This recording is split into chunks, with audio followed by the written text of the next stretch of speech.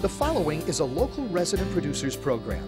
The program content is the sole responsibility of the producer and does not necessarily reflect the views or policies of CATV2, Oshkosh Community Access Television, the City of Oshkosh, the Oshkosh Cable Television Advisory Commission, or Time Warner Cable.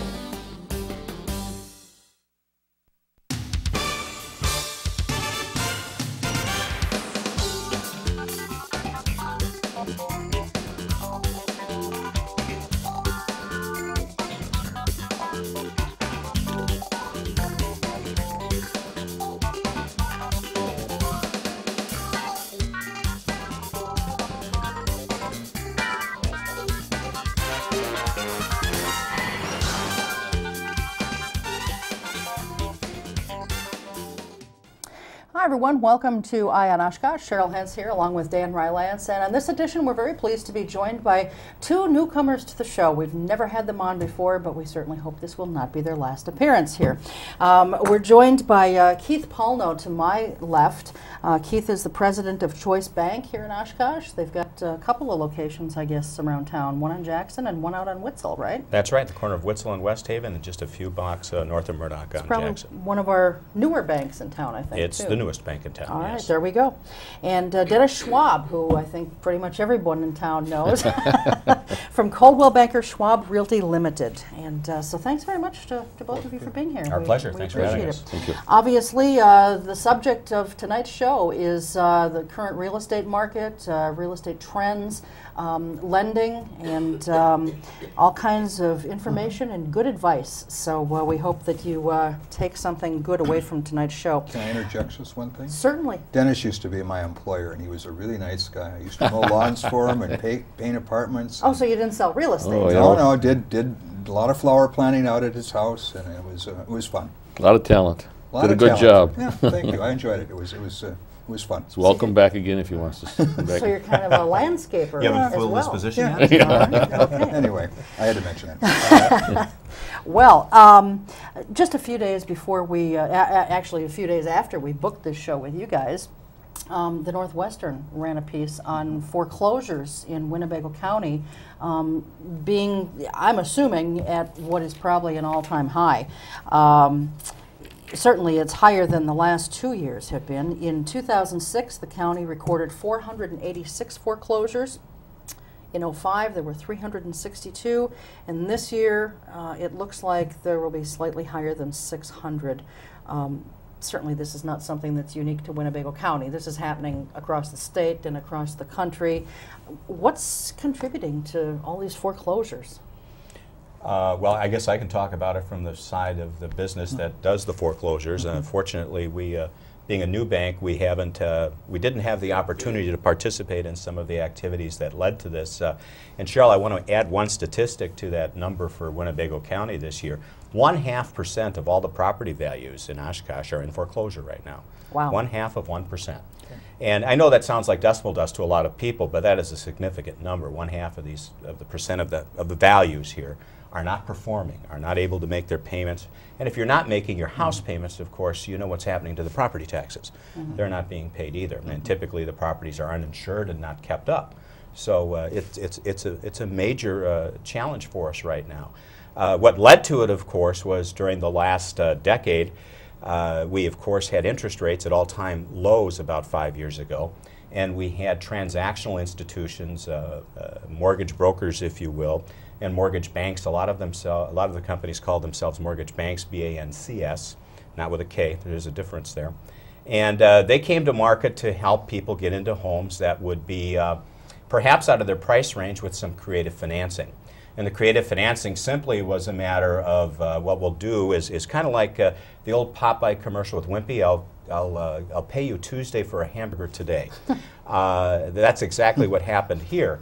Is we had the opportunity to put people in homes at a low payment because we were deferring the interest rate or the interest charges until later on in the contract, or we put them in at an interest rate today as kind of what we would call a teaser rate in the industry, and then depending upon where the market would go, the rate could fluctuate without any caps or ceilings and move up considerably. As you all know, we haven't seen our personal incomes go up that much. So when you saw a 2 or 3% hike in your interest rate and your payment went from $700 a month to $1,100 a month, what happens? And that's exactly what has happened out there. And I'm afraid it's not quite over yet. There are still many of these mortgages in place that have not hit their peak escalation, and the rates continued to climb. Now, of course, you did see the Fed Reserve drop our primary interest rates about a week and a half ago, and one of the reasons that was done, of course, was to help these mortgage companies borrow some money to keep themselves afloat and to finance some of their losses and to rebuild. It really was a very difficult decision for the Fed because we still do have some inflation occurring. And at the same time, we have these credit markets in trouble. So Mr. Bernanke had to balance, do we help the credit markets and the liquidity out in the marketplace, or do we stop inflation? And quite frankly, now what he's done is made it easier for people to buy things they couldn't afford anyway, which takes the demand up. And as the demand goes up, what happens to prices? The prices increase, and we even give more of a pump to inflation. So there's a little bit of a evil web that's been spun out there right now. And certainly we're sitting here in Oshkosh, and we just watch and we go along for the ride. Keith, I think when you say the banks are borrowing money, I think maybe a lot of people don't understand quite where they're borrowing it from. They're borrowing it from the Federal Reserves. They're buying from the Federal Reserve, or they're borrowing it from the bond markets or other larger institutions. So it's not necessarily local people putting money in the bank. Not at all. Right. Not like Choice Bank, where of course we had people that bought shares in our bank and then bring their deposits in that stay locally. These are the large financial institutions of the world that are pumping money into the countrywide mortgages, for instance, to keep them afloat in hopes they can turn it around and provide them a reasonable return on their investment. So they're investing in these companies to keep them going. In the open, we talked about the interest rates and trends and so forth. I said we'd be talking about. And we've talked about kind of the bad news part of this, but there is some good news also in the real estate market, and that's what Dan and I have a copy of here. This is from the Post-Crescent, and their headline reads, "Forecast for home buying and selling very positive for Winnebago County. Home sales and new construction are both up. The median sales price of homes, according to the Wisconsin Realtors Association, has gone up about 0.5%. I'm sure a lot of folks out there are wondering kind of the same thing I am, and that's how can things be so rosy on the one side while we're also experiencing such a high number of foreclosures on the other? How would you answer that, Dennis? I would say that our market is different than what the national market is. When we start looking, what you're hearing in the media today is mostly from a national viewpoint. I don't think we ever fly as high, nor do we crash as hard. I think in a city like Oshkosh or in the Midwest here or Wisconsin, you have dips where the others have peaks and valleys. We have sort of a little dip, but we didn't fly as high during the times when the others were appreciating in the neighborhood of 15, 20, 25% a year. Florida, some of these areas, we were appreciating probably in the 5 or 6% range. And likewise now when they start depreciating or values falling, we're not falling like they are. So I think at the time you say, well, boy, I wish I was in Florida selling in these high prices, but today it looks pretty good to be in Oshkosh. And I think it's probably a better market to be dealing in. You're experiencing sort of a level playing field most of the time. It might dip a little bit or go up a little bit, but we don't experience these drastic ups and downs. So I think that's probably quite a bit of what we're experiencing here in the Valley, and that's why you see what you read about in some of your national publications and your national media is not really what's happening in Oshkosh. Of course, these are both related to Winnebago County, so how can it be so good and yet all these foreclosures going on? I guess that's what I'm kind of I think it goes back to what Keith said. There were the mortgage brokers were here selling money like we sell real estate, in effect. These people were out on the street making loans and being paid commissions for making loans and really didn't have a real concern about the creditworthiness always of the buyer. Exactly. Their big goal was to put the deal together and get their commission check for selling this loan or putting the loan together. I call it selling loans, but it's actually originating and closing on these loans. And when it was done and over, they had no concern as to whether this buyer could or could not make the payments 2 years down the pike. They're transactional folks. I mean, they wanted to do this deal, take their commission, and move on. And whatever it took to get the deal done so they could improve their personal wealth is what they did. Now, that doesn't make these folks evil people or bad people. This was a trend that was happening in the market throughout the nation, in fact, throughout the world. The difference between that type of a transaction and your traditional bank transaction, whether it be a community bank like ours or the larger regionals like an Associated or M&I, is we're not out there to do one transaction. We're there for a relationship. So if Cheryl comes in to do her home mortgage today, 5 years from now, I want to be able to do Cheryl's car loan. I want to help her with retirement planning. I want your savings plans with us and so on. You got to realize these folks came in for one shot and left. And what happened 5 years from now for Cheryl, to Cheryl, didn't matter to them where it does to us, because I still want to send you a Christmas card 5 years from now and see you in my bank lobby. I'm glad. I'm glad someone cares about me. You know, and they weren't only working with the sale of new or homes to new buyers, but they were also going out after loans to existing mortgage holders on homes that they already owned. We ran into one experience where there was a lady, she worked at Pierce Manufacturing, probably had never dealt more than the one time that she bought this house prior to them approaching her saying, we know you've got a mortgage. They probably checked it through the courthouse to see what the mortgage rate was, what the mortgage amount was, and approached her and said, gee, you know, if you come talk to us, we can probably lower your payment by X number of dollars a month.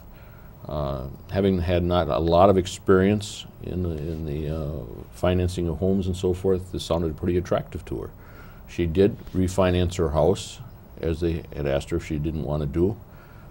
She got into a situation where there was an escalator in this mortgage, so after a year or two, the interest rates that they had quoted did escalate, as it was written in the contract, so it was no surprise.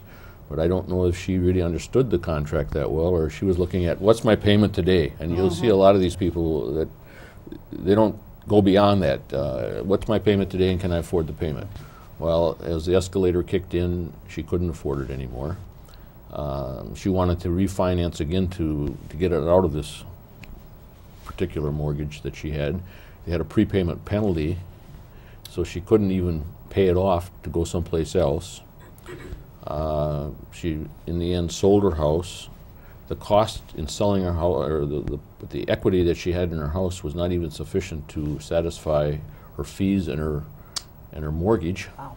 So she actually ended up, and I don't know if this was good planning on her part. Maybe she should have done something different than what she did. But she ended up cashing in her IRA, borrowing money from a friend, and asking us to take a note for the commission, just so she could get out of the transaction. And she was probably a lady in her, not knowing, but I would say probably in the late 40s to 50 years old, and walked out of the closing and say, well, I guess I will never have the opportunity to own a house again.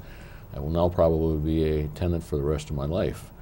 You know, and it was a situation which she really didn't cause, or she didn't go out and seek. They found her, and as a result, put her in a real desperate position, and which is kind of sad. I mean, Well, and that's not to say that refinancing is always going to end up like that. No. You just have to be careful with who you're refinancing refinancing with, I guess, not is the lesson. we're not here to say that you shouldn't refinance, but I think you should be cognizant of what the terms and conditions of the refinancing are. I mean, refinancing is an everyday occurrence, isn't it? Absolutely. I mean, that's probably 30 to 40% of the mortgage business when the markets are moving well is refinancing when the rates are trending down. We have individuals coming into our bank now that are still in these subprime mortgages who would like to refinance, but because of the penalties that Dennis mentioned that they built in, their rates are up. And by the time they put the penalty in, and because they were allowed to buy borrow 97 or 98% of the property value, they are what we would call top heavy in the deal right now. They owe more on it than what it's worth, and they can't get out. And you know, that wasn't explained to them. Now, I'm sure the contracts were perfectly legal. It's just that those were the points that were missed during the closing because they just didn't really want to bring that up. Or they might have gone over them, but not They might have, yeah. in detail enough for them to really understand. And what they were really looking at was, what's my payment? Why do I worry about all that?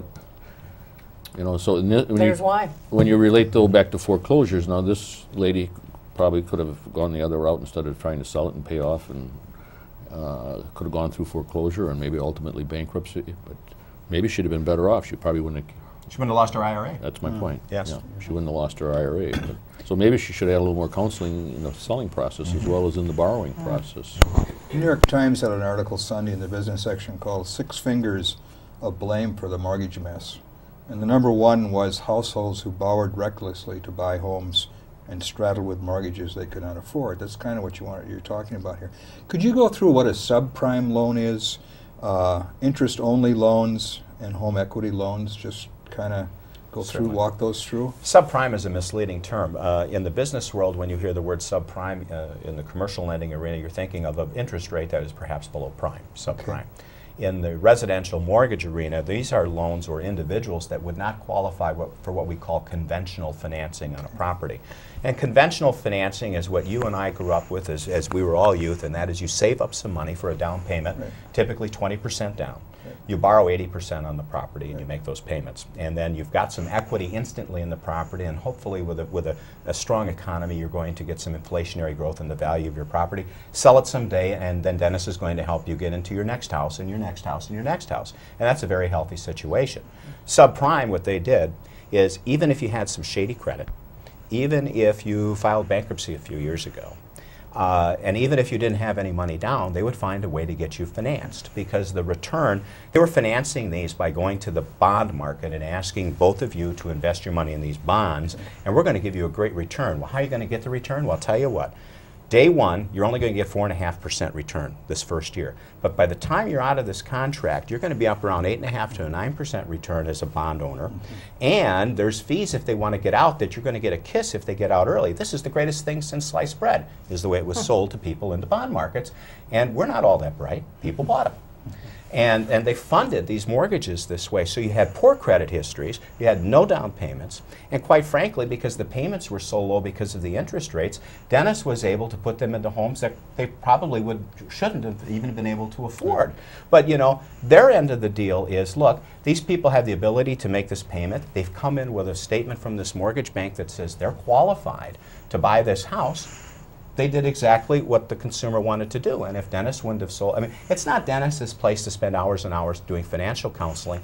That's what the bankers are supposed to do, and they rely on that. If the buyer comes in and says, I'm qualified, I've got a letter from the bank here that says I can buy a house, we're not here to say, no, you can't. I don't think you should buy a house. Exactly. Are subprime loans part of the reason of the statistics that Cheryl gave on the number of? Absolutely, without question. They're the most significant denominator in this equation.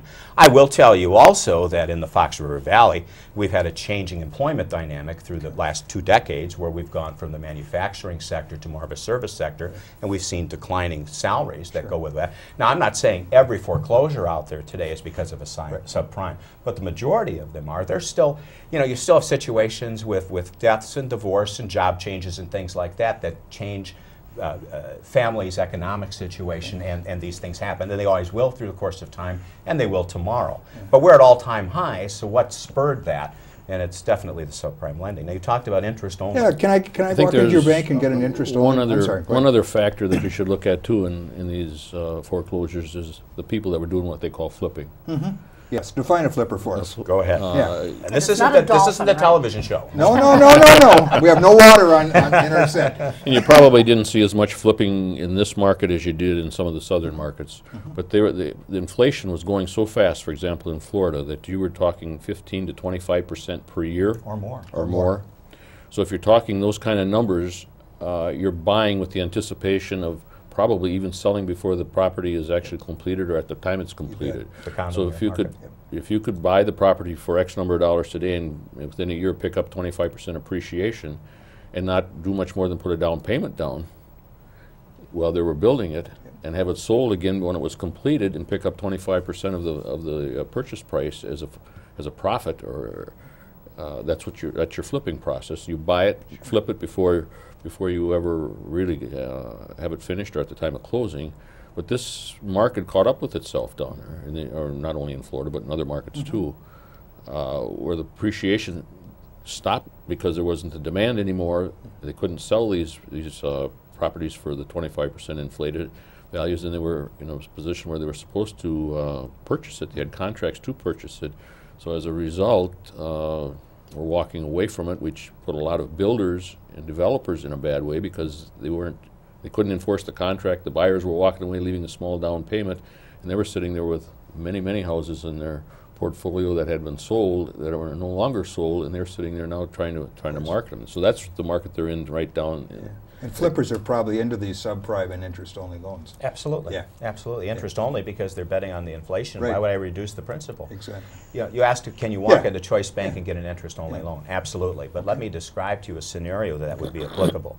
And this relates back to Dennis's industry. Let's just say, for instance, someone has lived in their home for 20 years, let's go 10 years, and they've built up a tremendous amount of equity in the home. Dennis has their current house listed, say, at $150,000. They owe $70,000 on it. Okay. All right? And then Dennis was able to show them this beautiful new $250,000 home, and the family's jobs and economic situation is such that they can afford the payment on a $250,000 property, all right? And they'd like to get in there because Dennis will tell you about how emotional a home buying experience is. And when I find that dream home, I want to move in yesterday.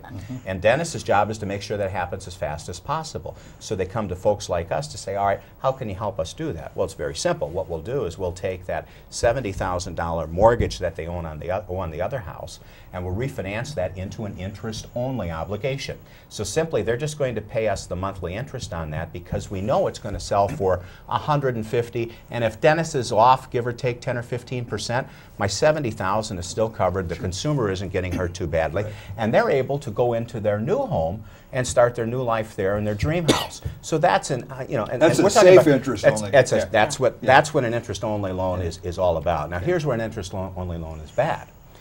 In Florida, I bought my condo down there. The developer didn't even build it yet, but because I could get in today, I can buy for $300,000. By the time it's complete, I'm telling you right now, you'll be able to sell it for $400,000. So a bank down there lends you the $300,000, interest only.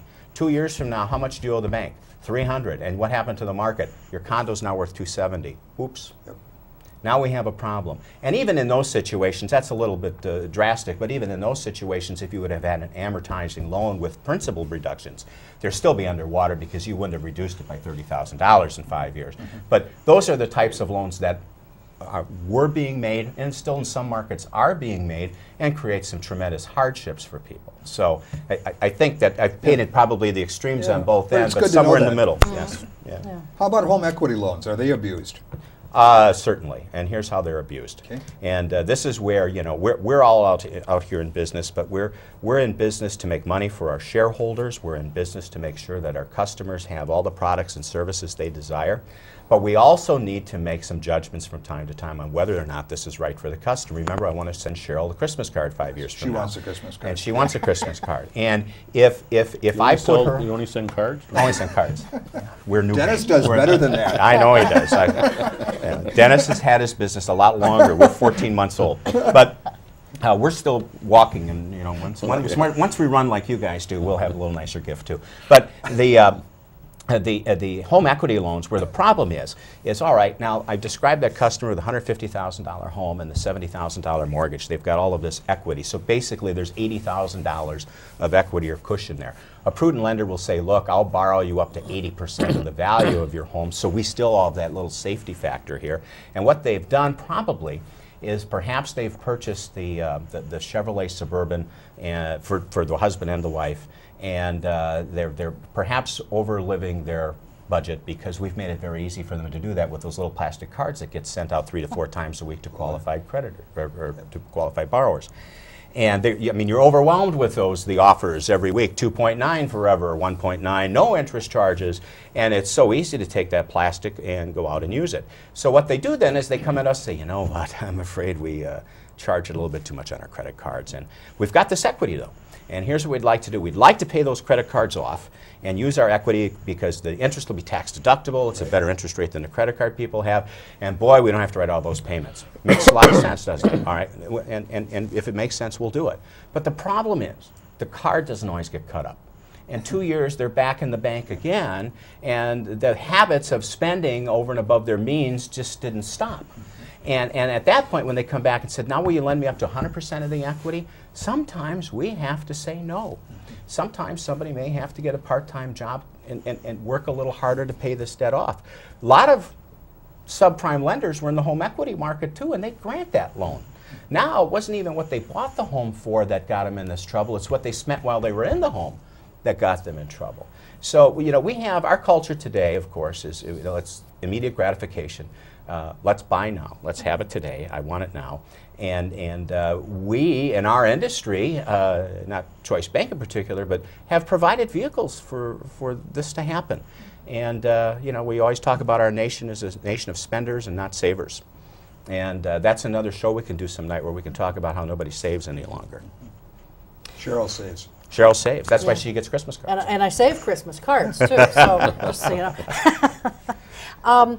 We hear a lot about 30-year fixed-rate mortgages. We also hear a lot about ARMs, adjustable rate mortgages. What are the differences between the two, and what are you, Dennis, seeing people mostly getting these days? I think we should start with Dennis so he can talk about how you use that as a sales tool or able to put people into them, and I'll talk about the product a little more specifically. Okay. Adjustable rate mortgages, you go in at usually a much lower rate, and they're adjusted periodically, maybe every 2 years or thereabouts.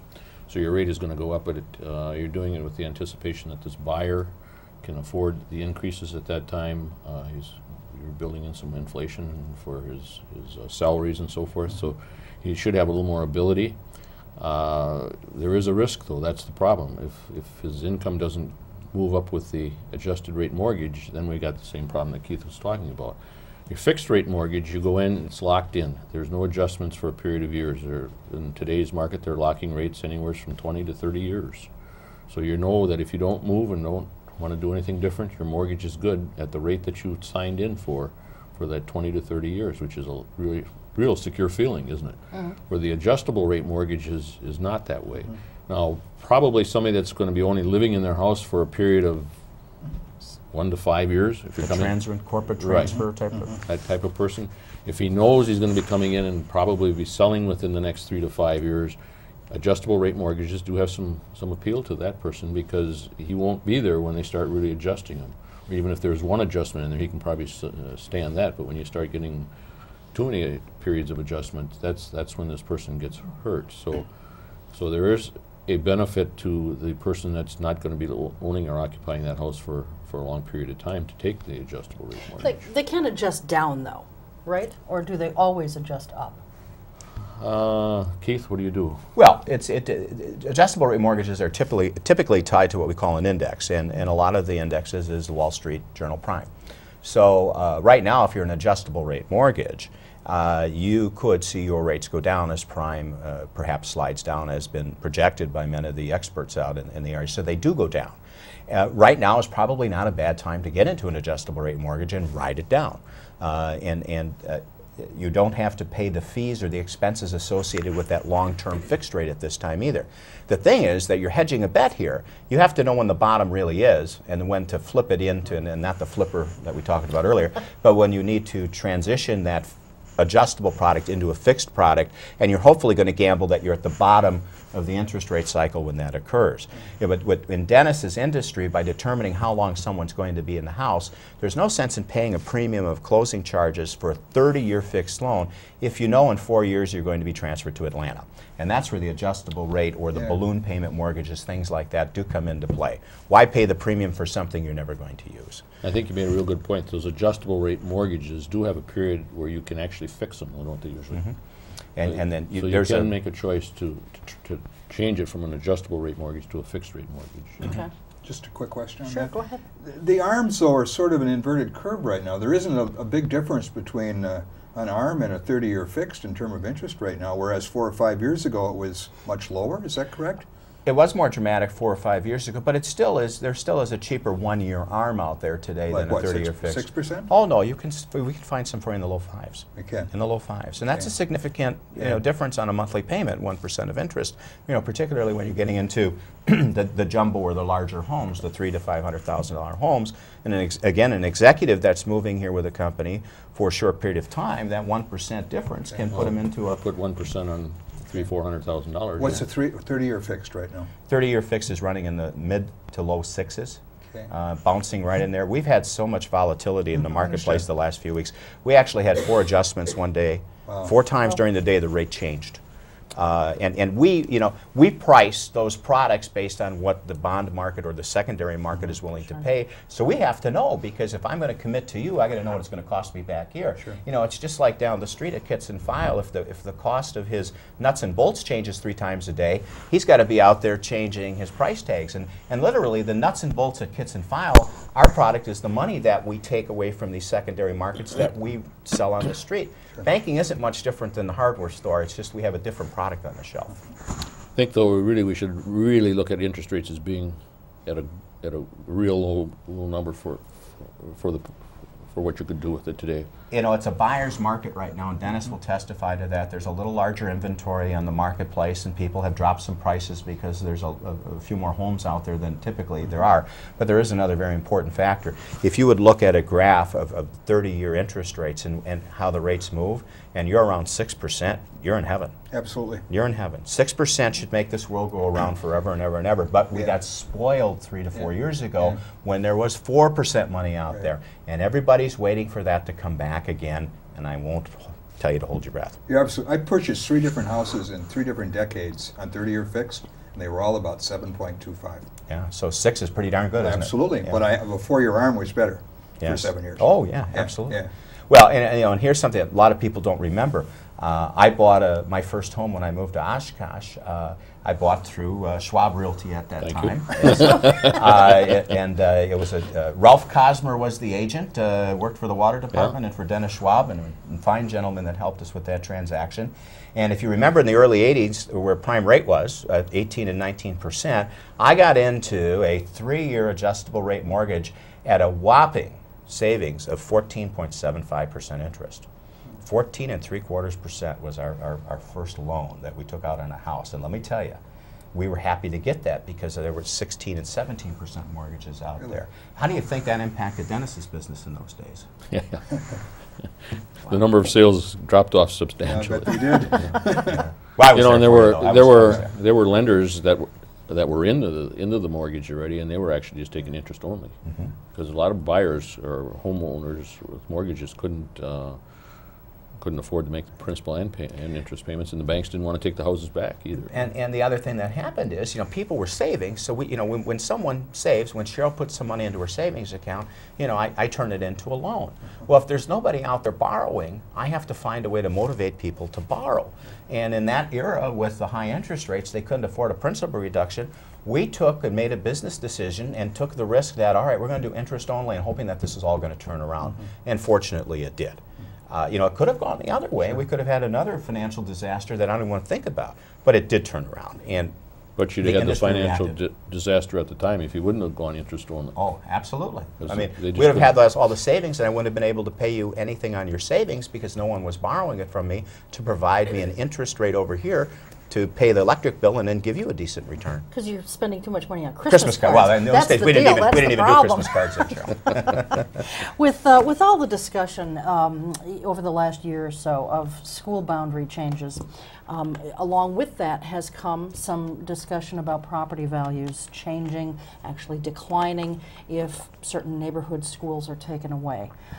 Explain to viewers, Dennis, and I know you did this at the City Council workshop when they had that workshop with the school district. I believe it was that same night. But explain to viewers how this works. If a neighborhood school closes or kids are taken from their current neighborhood school and moved to another school, how the property values decline. I think one of the impacts that it's making right now is there's a lot of indecision on the part of buyers. So they're kind of in a holding position. They're saying, well, till they get the school boundary situation figured out, and I don't know if I buy a house in this neighborhood, are my kids going to be moved or be transported to a different neighborhood? I want my children to go to school in the neighborhood in which we're living. I think we'll just not buy anything right now until we see how this shakes out, so we can buy near the school. So right there, that probably that's a supply and demand factor. When people are standing here waiting to see what's happening here, you got fewer buyers. Even if it's not a lot fewer buyers, but there are buyers that are standing here, potential buyers that are waiting to see what they're going to decide on the school situation. And they probably shouldn't hold their breath either. Yeah. So that reduces your demand a little bit. There's people in homes that were thinking of selling homes and don't want to make that transition at this time, so they're kind of in a holding position. And there's some that are saying, if this happens, I'm going to be selling my house, which is putting more houses back on the market. So that, again, affects supply of homes on the market. So I think until the school board decides just where we're going to go and what we're going to do with this boundary situation, I think it does impact our market substantially in Oshkosh, because people are both on the buying and selling end are kind of in a holding position just to see what's going to happen. How much would you say property values would decline because someone's neighborhood school has been taken away? I don't think we've had enough of that to create a real statistic that we can say this is about what's happened. Okay. I could anticipate, though, you might see 3 to 5%, Steve, or Keith, don't you think? Well, I would think so. I mean, let's just think about this. If one of the, I believe it was Proposition E or Proposal E, where there was going to be an island of people somewhere west of Oakwood that were going to be transported to the east side of town at the North High School, and if I was looking to buy in that subdivision, do I want to put my child on a bus every day, or do I want to be able to walk over to Carl Traeger? And so I think if I'm on this side of the street or this side, this house is going to sell for more. Why would I want to deal with that? And I think that's at least worth 5% to know that my child is going to be able to walk across that footbridge every day and not get up early and be carted all the way across town. But I don't know that we've got any hard numbers. No hard numbers on that. But another area that the school board's decisions have had an effect on are the areas out in the Shorehaven area, Edgewood Lane area. There was at one point, the school board actually purchased land out in that area to build a school, and the decision was not to build a school out there. And as a result, I think that's impacted the development in that area, which is one of our growth areas in Oshkosh. I mean, it's probably west or in that direction, north, that we have opportunity to grow within the city. And as a result, that area is kind of in a holding position too, because there's people that are saying, well, I don't know if I want to move out there if I don't have a school, a neighborhood school. Okay. So I think that's impacting that particular part of the market too. And that being said, I know Dennis will agree that we're certainly pleased we're not making those decisions. Right. Yeah. We are too. It's kind of a thankless job, isn't Yes, it? I mean, it how do you? There's no answer to this. I mean, But they need to resolve it. Somebody needs to make a decision and stand on it. And it may not be the right one today, but make one. there's going to be somebody unhappy no matter what you do. Exactly. Yeah. I want to talk for just a minute about appraised values as opposed to assessed values. A few years back, the city redid the valuations on all of our homes, something that I guess they do once every 10 years, I think, every 8 to 10 years. And everyone was in an uproar for the most part because of how much the values of their homes went up. The city assessor's website lists an assessed value, but that is not always the same as an appraised value. Market value. What's the difference between the two? Dennis has the answer to that, but also on the bill is the appraised or assessed value and also what's called fair market value. So there's two different numbers on there. Right. And then there is the third piece, which is the appraised value. And he has to deal with this all the time, so I'm sure you have this one. Well, the appraised value and the assessed value and the market value are not too far apart.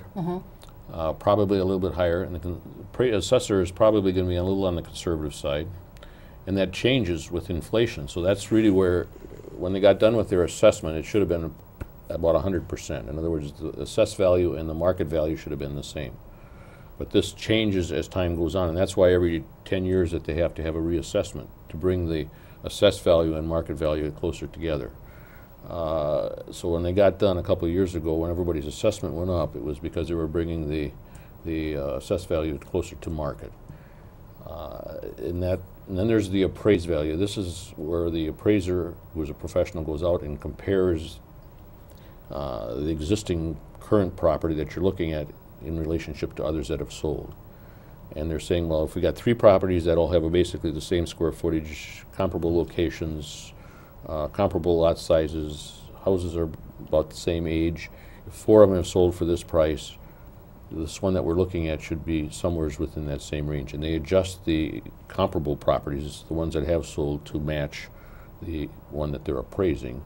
And that's how they arrive at this appraised value. The appraised values usually are a little higher than what the assessor is, even as far as market. Now, there's a reason for that too, I think. If the assessor would be a little bit on the high side, there'd be a lot more opposition, there'd be more phone calls and so forth. And if he treats everybody the same, though, it's still a fair shake. Yeah. I mean, if he's a little conservative and across the board, and property is assessed either for assessment value or market value at a little bit on the conservative side, you aren't going to have these calls. But if the market value or the assessed value becomes too far higher than what the appraised value would be, or the sales price probably, you're going to see more he's going to be getting a few more calls, and as a result, he's on the conservative side. So usually, if you can see properties selling for pretty close to market value, it's a fair deal. So if you're looking to buy or sell a house, and you go to the city assessor's website, and you see the assessed value and you see the fair market value, which one should you really be looking at to kind of gauge how much you should either list your house for, or more importantly, making an offer on fair market value home? Be closer to the fair market to value. the value that you should be expecting. And that's just one tool in the process. Sure. Quite frankly, a house is worth what someone is willing to pay. That's what free enterprise is all about. So, we get appraisals done as part of the loan process, so we can validate that this collateral is actually worth what everybody says it is. But at the end of the day, if somebody's willing to pay that for it, that's obviously what the value is. And Dennis's job, of course, is always to represent the seller and make sure that they're getting the best price possible for their property. And that it all works.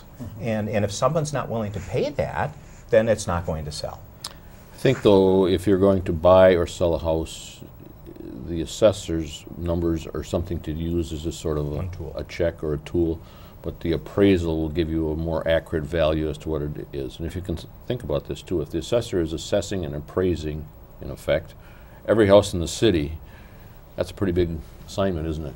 It You is. bet. And his accuracy may not be, I mean, they can't spend the time that an appraiser does to measure it out to the extent that the assessor would. Well, and we learned during the revaluation process that clearly they didn't. They didn't go in everyone's home. And it would be impossible. So, Impossible to do. So And, if you want a real accurate number, I think the appraisal would be more of an accurate number. And the conditions change, the market changes, and the appraiser is current. He's using comparable sales that are probably anywhere from current to 6 months old. 6 months old. But the other important thing is the professionals like Dennis and the people in his industry, they even have their thumb on the pulse of this even a little better, because they're out there talking to the sellers and buyers every day of the week and seeing where the trends are. Is this particular house today bringing a little more than the rest of them because of a certain feature or a size or a neighborhood feature that they know even more than the appraisers do? The appraisers are kind of reactionary in that the sale is taking place, whereas they're on the other side of it, making recommendations on sale and buying prices because they see what's going on out there every day. So that's why it's very important to get a professional like that, involved in a transaction. When we list a property, we do virtually what the appraiser does. We use current sales, comparable sales, and we're saying that here's 4 houses that are comparable to your property, and here's what they sold for, and based on that, this is about where we think you should be selling your house. One more question You bet. on appraisals. When I was talking with your wife, Gail, we were talking a little bit about appraisals and assessments and so forth, and she mentioned to me that there are different kinds of appraisals for different kinds of things. You can have one appraisal for selling a home, and you can have another appraisal for example, a home equity loan. Can you kind of explain the difference between these appraisals? For selling a home, it's market. In other words, what have others sold for? There's probably a spread of 5% either way on an appraisal. And I think for some of your financing, if you're just refinancing, maybe there's lenders that would look at it more on the conservative side. Well, there's actually different appraisal products out there, or different standards of how the appraisals are conducted. The type that Dennis and I am involved with home purchase every day, home purchases talk about comparable sales, the cost to rebuild that property or to build it today if you're going to build it new, and also if there's any rentals involved in it, the income that it produces is also a factor. And that's a rather lengthy process. Now, if you've owned that home, that $150,000 home, you only owe $70,000 on it and you want to borrow $30,000, I have a different type of an appraisal that I can get. And basically, there are companies out there that will validate that fair market value off of the tax bill. In their computer system, they say, here are like properties throughout Oshkosh, And you know, for a much lesser fee than what an appraiser would receive, we're able to at least validate the value there and put something in our file to give ourselves an assurance that it is indeed what, you know, what it's worth. So that might be, and then of course the reason you're able to do that is that there's such a spread in equity. Yeah. I mean, if this buyer comes in and he's got 10% down, you don't want to be too we far don't off. have a lot to play with. Right. If he's got an equity of 30%, we aren't going to be quite as concerned if the appraisal is $5,000 more or less, because you're well covered with your equity. Exactly. So that's the reason that you don't do a full-blown appraisal. I want to turn to river development a little bit. Dennis, start with you. Both Chancellor Wells and Tom Reichers from Access Tim Reichers. Tim, I'm sorry, has mentioned your company as being involved with getting people to move into the office building. Marion Road project. And the Chancellor was very positive when we talked about your involvement maybe with his continuum idea on the river. Can you tell us on the business building where you at in terms of percentage of occupants? The building will be 55,000 square feet when Okay. it's done. Currently, they're working with 2 large office users, Okay. service-type office users.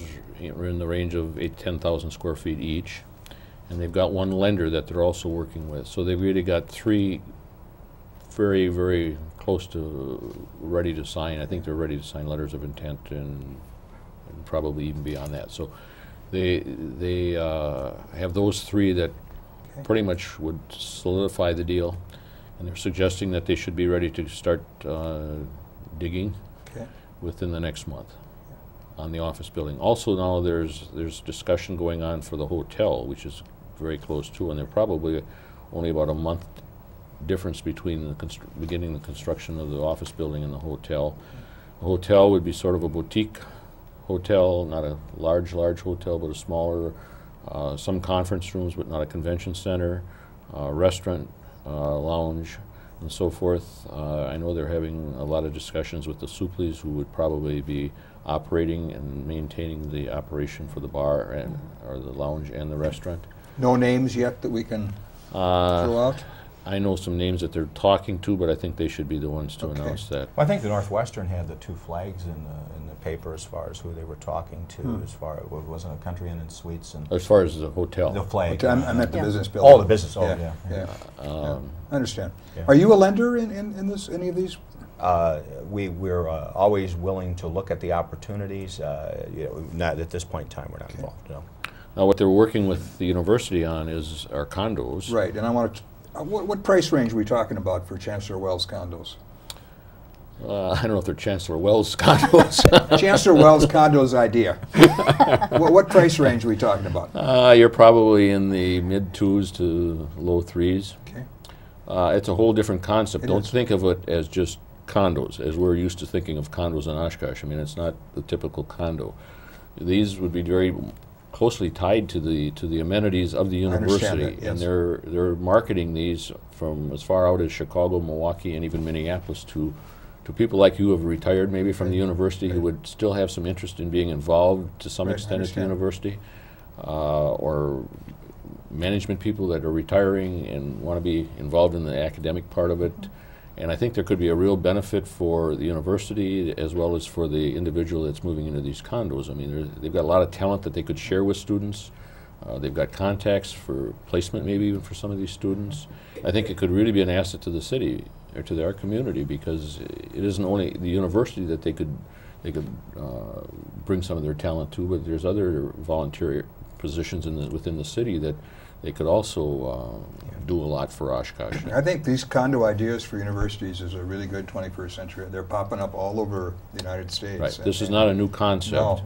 A lot of your big name universities are doing it. They're doing it on larger tracts of land. They're doing it even in single family houses that are on university land, where they're in effect condo houses. The density here has to be higher because of the limited amount of land we've got on the river. So this would be a multi-story type operation. There was even some discussion. We had the consultant was in on Monday and Tuesday. We've had several meetings with them, the university, and with the Access Group. And I was involved in sitting in on some of these. And there's even some discussion of trying to tie the condos maybe to the hotel to some extent, so they could use some of the amenities of the hotel. The people living in the condos, they could have if you want to call it room service, maybe the pools, the lounge, the conference rooms. Some of these discussions where they were going to go back to the two different individuals that they're talking to as far as franchisors to see what their reaction would be to tie the condos to the hotel. I mean, there's some benefit to the hotel too. I mean, the restaurant business would probably pick up if you could do that. Their lounge business would pick up. But they haven't, as of this early part of this week, they haven't had the discussion yet with the franchisors of the hotels to see what their reactions, because this would be sort of a new concept even for the hotels to be tying these condos to the hotel. Is this a plus or a minus in their eyes? One more question. Sure. I want to talk about the changing nature of the realty business in the United States. 10 years ago, when I moved here, there was really only one Coldwell Banker real estate company in town. And there's two now, and I know their business is outside the city. But also I see all over town homes for sale by owners. I can go on channel 19, I think, on my cable, and I get videos of homes on a regular basis. How are you adapting to these changes and obviously competition within the realty business? In the past, people would call and say, I'm looking for a 3-bedroom house in such and such a price range. I would like to live on the northeast side of Oshkosh. Can we get together and can you show me what you got for listings? With the internet today, they're calling you and say, I've gone through what we call the virtual tour, where you actually tour the house on the internet. And we saw the sign, we went back, we took the virtual tour, we think this is a house that we have an interest in. Can you show it to us? They know the size of the house, they've seen through the virtual tour the interior, their exterior, and so forth. So really, they've almost qualified themselves or picked a house before we've even talked to them in a lot of cases. So with the virtual tours and with the internet and so forth, people are not calling today and saying, what have you got? They're calling and saying, I know that you've got. But they could also buy a house on the internet too and not even go to a realtor, right? They could, but the seller would have to be in a position to actually negotiate the transaction, which we do. And sometimes there's a lot of benefit to have a middle person in here. You know, when you start selling your house, it gets pretty personal. If they don't get too positive about certain parts of your house, you may take. Is it a tougher business now than it was 10 years ago? I think probably somewhat, even to hold the deals together is a little tougher. I mean, we found this year that we've worked harder to, even after we had the contracts signed and so forth, to hold them together. A lot of this is, like we talked about in these internet financing. We're dealing with lenders that you don't really have any real contact with other than through the internet or through phone. You don't know who they are. You don't know who they are. You don't know if the money's going to be there at closing. And that is one of the biggest problems we've run into too. The closing, the seller's here to close today, his money doesn't get here, the semi sits out in front of the house, they can't unload it. So there's failures in closing. And the buyer is sitting there saying, I'm not going to close, I'm not going to let you move into that house even though I vacated it now until I get my check. So, and we've had situations where the money was supposed to be here on Friday and it shows up on Monday, and this poor family that's got their whole household sitting on the truck from Friday afternoon until Monday morning when the check finally arrives and the closing transpires. So holding some of these deals together has been more of a struggle than what it's been in the past. And one of the nice things about working with community businesses such as Dennis or even our community bank is that if there's something at the closing that's just not right, Dennis can call Keith at Choice Bank and I can bring a new check down. And when Dennis has a closing with us, he knows that the people are going to be able to move in, the other folks can move out, his folks are going to get paid what they've earned, and everything's going to happen. And you don't have those guarantees when you're dealing with somebody that has only reached on an 800 number. We're a local call, and live people answer the phone, and it's a big difference. And I know that we've had discussions through the years about how all these folks, this is a very emotional day for you. You're moving into your new house, and the money's not there. And I just, you need to have a counseling service on site to deal with some of these things. I think the other point you want to make is the fees that some of these lenders charge. We just had one last week where these people were very qualified. They could have gone to any lender in Oshkosh. They had $40,000 cash for a house that was in the mid-150s. So they did not need to go to one of these type of lenders. they had $5,000 worth of fees before they were done. Wow. You know, had they done that through your bank, the fees would have probably been Less than $1,000. less than $1,000. Yeah. And these people were very qualified, but they, through the internet, they're It seems like it reads households who borrow recklessly, Yes, it does. doesn't it? Yes, it does. Yeah. you know, You know, they're there's a convenience thing. You go online, and here you've Sure. got Quicken and all these other folks. Hey, and you know, you've got the flashing spam on your emails, and it's appealing. And I don't have the flashing spam for you to look at. You know, we're out on the corner of Witzel and West Haven. You come in and talk to us, but you know, you're sitting at home at 9 o'clock at night. We all live very busy lives. You know, I can get my mortgage for them and do it right now, and I can understand how that happens. but these people certainly didn't need to pay those kind of fees. No. Very quickly, because we're running short of time, the real estate agent always represents the seller. Well, But there there's- are buyer's agents out Okay, there, that's what I was correct? getting to. So how does one go about finding a buyer's agent? And can any realtor Any be a realtor buyer's can be a agent? buyer's agent. You just have to disclose it up front. Okay. So you come in and you say, I want you to represent me as a buyer's agent, or you, and this is the question we ask, are we representing you as a buyer's agent, or are we representing you as a seller's agent?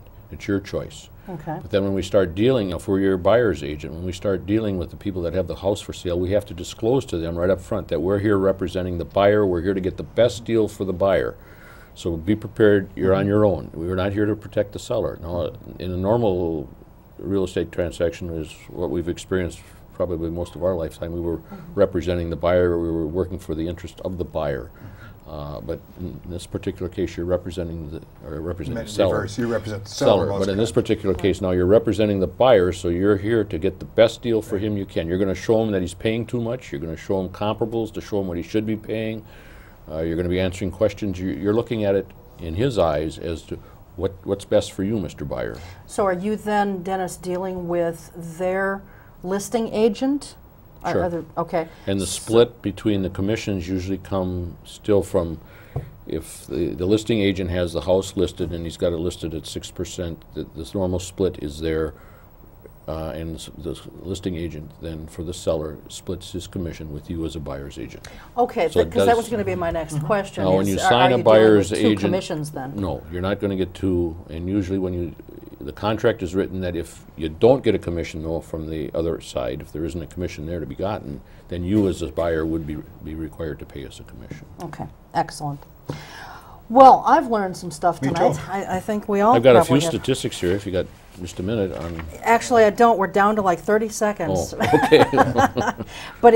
But I may be able to put them on the website for you. So, all right, yellow- excellent. the yellow I may numbers need your explanation of these, but we'll I see. think they're pretty clear. So anyway, thanks very much to Thanks both to of you both for of being you. here. You're welcome. And Our pleasure. we'd love to have you back again. We'll be back So- anytime you back. call. At All Christmas right. time, I can bring the card with me. Oh, okay. That's excellent then, because that'll save your bank There you a go. stamp. So, Dan, thanks. You bet. And as always, thanks to the crew and most importantly to you folks at home. We'll see you next time. Until then, take good care. Keep your eye on us. We've got our eye on Oshkosh.